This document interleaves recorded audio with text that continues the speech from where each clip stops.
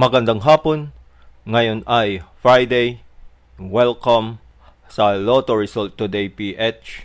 Narito ang mga resulta para sa 5 PM draw, April 24, 2026.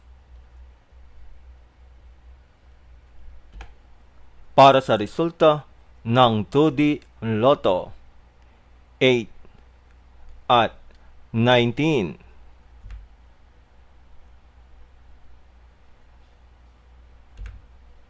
Heto naman ang resulta kaninang 2 PM draw.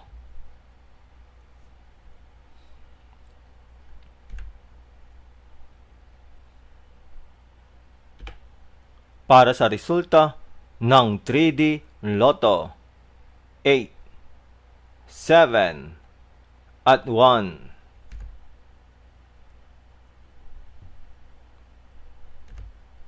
Heto naman ang resulta kaninang 2 PM draw.